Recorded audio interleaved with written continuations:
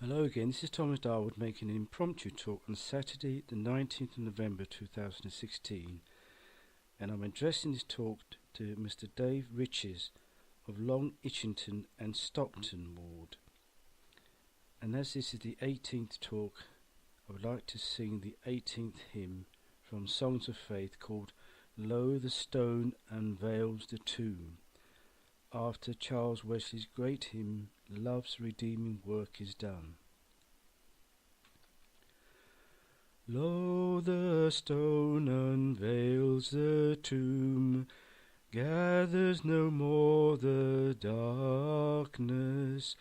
Christ the crucified arisen, love prevailed in sacrifice.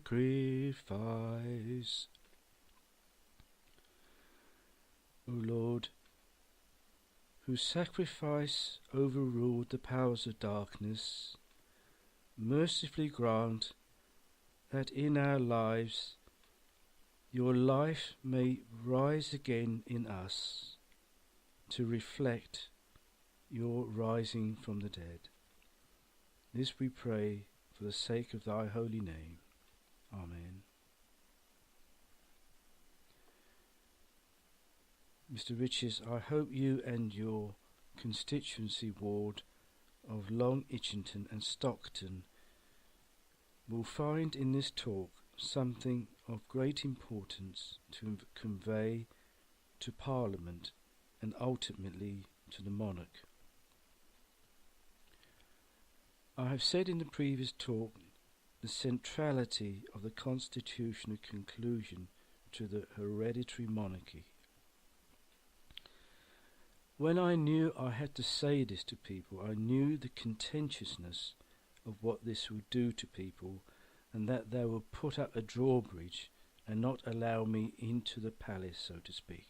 But I want to show you the integrity and the vitality in terms of vital. It is vital that the British people consider this, and as the monarch is the supreme governor of the Church of England, it is also more so for the Church of England to consider this, because it is going to change Christian theology and increase the Christian message by 90%.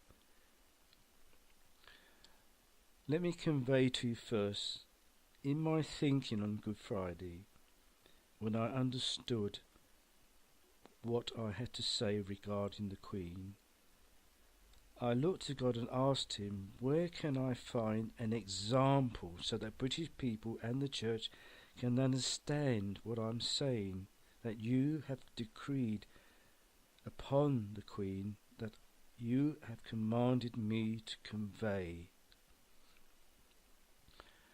And I was fortuitous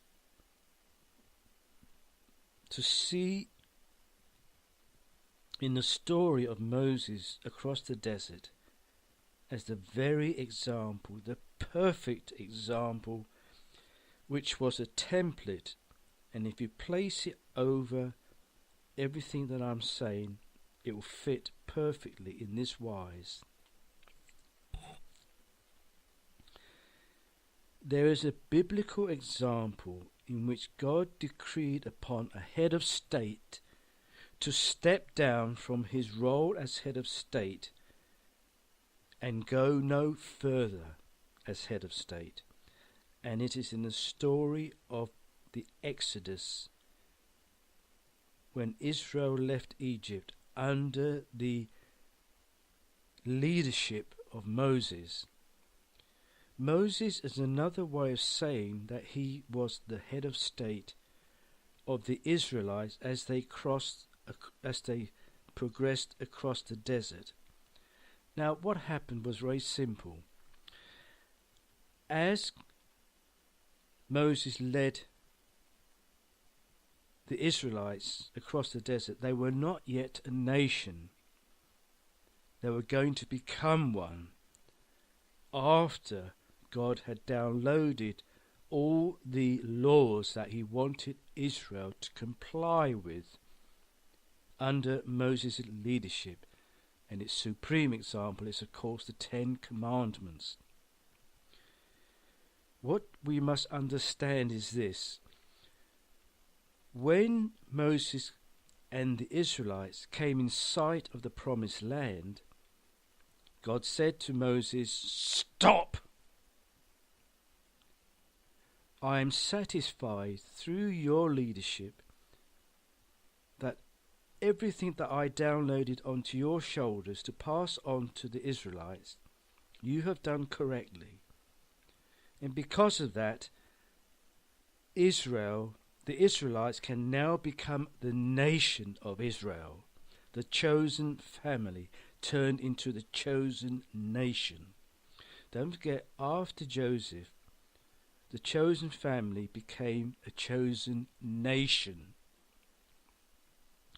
The thing to understand and discern is, under Moses' leadership, collated all the laws which God required of the Israelites to comply with, so that they would know what they need to sustain when they went into the promised land. The promised land was a desert, but through complying with the laws that God gave to Moses, they would turn the desert into a paradise, so to speak. The important thing is that God commanded Moses not to continue into the promised land as head of state, so that the people of Israel can have a symbolic sign in which to relate to when they enter the promised land. Thereafter, they will always remember that God forbade Moses, and Moses complied as an act of obedience, because what is at stake is God's reputation, that he downloaded everything that was necessary for the Israelites to be turned into a great nation, into the chosen nation, in terms of its biblical context. When I understood this, I transfigured it as to what it means to Western civilization and what it means to Her Majesty the Queen. In this regard, I said that that particular biblical example exactly reflects what God was going to do in human history. When we progressed across the desert of our evolutionary development, as prescribed by Charles Darwin, we lacked the gift of comprehension. There were no great nations in Western civilization because Western civilization had not yet developed into a great civilization. That is the crux of the matter. There were other great nations around the world at the time, but I will not talk about them at this present time. What is important to note is that it is quite clear that since the birth of Christianity, we also came across a definitive era which I regard as starting of the 17th century, and it ended in 1950 at the accession of the present monarch.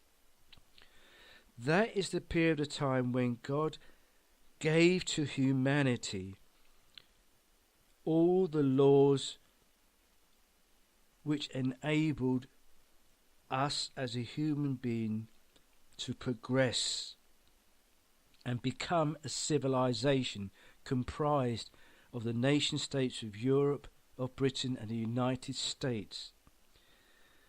And what God has ordained, He's chosen the Queen to represent that this era has ended satisfactorily, and that there has to be a symbolic sign to match the symbolic sign of Moses. Why the British monarch and not other monarchs? Because the British created the most distinguished illustration of this gift of comprehension in the British Empire. And all the British monarchs collated together ends with the reign of Elizabeth II. That is the reason why God has chosen Her Majesty the Queen to conclude constitutionally the hereditary monarchy as a sign with sufficient stature to symbolize all that God gave to humanity across this period of human history.